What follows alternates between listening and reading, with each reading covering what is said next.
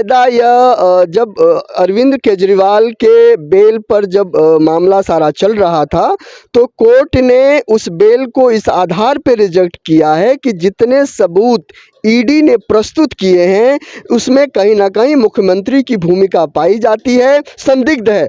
क्योंकि क्या है क्या सच है वो तो डिसीजन के बाद आता है, लेकिन संदिग्धता पाई जा रही है, इसलिए हम बेल नहीं दे रहे। मैं उस आधार पे ये बात कर रहा हूँ। आपको शायद ये भी पता चला होगा, कुछ दिन पहले बताया गया था कि जब केजरीवाल साहब को गिरफ्तार किया गया था, तो जो एफआईआर जिसके ऊपर उनको गिरफ्तार किया गया, उस एफआईआर में केजरीवाल साहब का नाम भी नहीं था, लेकिन उसके बावजूद भी उनको गिरफ्तार किया गया। क्यों? क्योंकि उनका मकसद कुछ और है। दरअसल उनका मकसद ये नहीं है कि भ्रष्टाचारियों को अंदर करना है या कुछ है। उनका मकसद है कि किसी भी तरीके से आम आदमी पार्टी को इस विजयी अभियान से रोकना है। जो आम आदमी पार्टी ने लोगों के दिलों में जो जगह बनाई है, उसको किसी ना किसी तरीके से ख़त्म करने का प्रयास किया जा रहा है। इसलिए उनके जो भी धुरंधर नेता है, जो भी बढ़िया नेता है, अच्छे नेता है, जो समाज के लिए, जो देश के लिए काम करना चाह रहे हैं, जो शिक्षा के लिए काम कर रहे हैं, जो सेहत के लिए काम कर रहे हैं, जो कि इस पूरे भारतवर्ष की या पूरी दुनिया की बुनियादी ज़रूरतें हैं, उनके लिए जो काम कर रहे हैं, उनको किसी ना किसी तरीके से ख़त्म करना है। उनको किसी ना किसी तरीके से जेल में ठूंस देना है, ताकि वो अपना चुनाव प्रसार ठीक से ना कर सकें। तो उनका जो मकसद है वो कुछ और है, वो समझना ज़रूरी है। लेकिन जनता जानती है, जनता इस बात को अच्छे से समझती है, और इसलिए इस सारे मंसूबे का जो जवाब है वो सिर्फ अब वोट है। जनता अच्छे से समझती है, और अब की बार सभी ने झाड़ू पकड़ के, झाड़ू के निशान पे, झाड़ू के बटन को दबा के इसका जवाब देना है। और इसका जो नेता है, जो भी करप्ट, सबका सफाया। मैं बात करूंगा मुकेश जी, जिस तरीके की बनी हुई, किस तरीके से ख़त्म किया गया बिहार में नीतीश कुमार को, किस तरीके से ख़त्म किया गया पंजाब में अकाली दल को, क्या इस बार आपकी बारी है? देखिए, आम आदमी पार्टी 10 साल में पूरे भारत में फैल चुकी है। आज नेशनल पार्टी अगर इतने शॉर्ट टाइम में कोई बनी है तो वो आम आदमी पार्टी है। कांग्रेस को 70-80 साल लगे हैं, बीजेपी को इतना संघर्ष करना पड़ा। जितनी भी आज अपने आप को नेशनल पार्टी बोल रही है, उन्हें बहुत संघर्ष करना पड़ा, बहुत समय के बाद कामयाब हुए वो।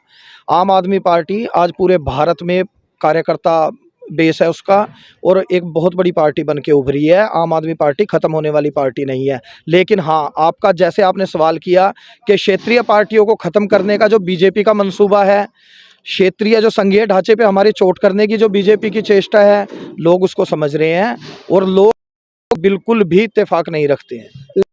जी, ये कि 10 साल आपकी पुरानी पार्टी है, 10-12 साल पुरानी पार्टी है, जो शिवसेना कहाँ है? ख़त्म है। बहुत ही गद्दावर नेता महाराष्ट्र के एनसीपी के शरद पवार, उनकी पार्टी को किस तरीके से हाईजैक कर लिया गया। तो आपके कार्यकर्ता तो अभी नौसिखिए कार्यकर्ता हैं, नौसिखिए एमएलए हैं, प्रेशर को कितने समय तक झेल पाएंगे? हमारा कार्यकर्ता नौसिखिया नहीं है, हमारे कार्यकर्ता इनकलाबी कार्यकर्ता हैं। उनको नौसिखिया मत कहिए आप, वो आम आदमी हैं, वो लोग आम घरों से निकले हुए हैं और आम घरों की परेशानियां, पीड़ा समझते हैं। उन्हें दबाया जा सकता है, उन्हें डराया जा सकता है, लेकिन आम आदमी की जो सोच है, जो हमारे राष्ट्रीय कन्वीनर अरविंद केजरीवाल की सोच है, उसको ख़त्म नहीं किया जा सकता है। आज आम आदमी पार्टी का एक एक कार्यकर्ता पूरी मजबूती से, पूरी दृढ़ता से फील्ड में खड़ा है, और आप देखिए इस चुनाव में जो परिदृश्य है वो बिल्कुल बदल जाएंगे, और मोदी को उसके तानाशाही का जवाब लोग वोट की चोट से देंगे। पटियाला सीट पे जीत पाएंगे आप? बिल्कुल 100% हम पटियाला सीट को बहुत ही बड़े मार्जिन से जीत रहे हैं, क्योंकि पटियाला सीट पे हमारे सामने कोई उम्मीदवार ही नहीं है। डॉक्टर बलवीर सिंह जो हैं आम आदमी पार्टी के जो कैंडिडेट है, और मौजूदा जो सेहत मंत्री हैं, वो एक बहुत बड़े रिनोन डॉक्टर हैं, और किसानी संघर्ष में जो उनका योगदान रहा है वो बहुत बड़ा योगदान उनका रहा है। रही बात दूसरी, हम अगर महारानी प्रनीत कौर की बात करें तो कांग्रेस ने बीजेपी का लबादा पहना है, लोग समझ रहे हैं कांग्रेस ने बीजेपी का लबादा पहन के जनता को मूर्ख बनाने की जो साजिश रची है महारानी प्रनीत कौर के रूप में, लोग बिल्कुल उसको नकार चुके हैं। गांव में उनको घुसने नहीं दिया जा रहा है। तीसरे कैंडिडेट की अगर बात करें तो डॉक्टर धर्मवीर गांधी है। धर्मवीर गांधी जी को आम आदमी पार्टी ने ही सांसद बनाया था, संसद में पहुंचाया था, और 3 महीने के अंदर वो पंजाब की खुद मुख्तियारी की बात करके, पंजाब की स्वायत्तता की बात करके और हाई कमांड कल्चर का हवाला देकर आम आदमी पार्टी को उन्होंने छोड़ दिया था। लेकिन आज वही धर्मवीर गांधी है। धर्मवीर गांधी जी कांग्रेस में चले गए, उसके उम्मीदवार बन गए हैं। कहाँ गया हाई कमांड कल्चर? तो और अकाली दल की बात करें तो एन के शर्मा जी जीरकपुर से बाहर कुछ है ही नहीं है।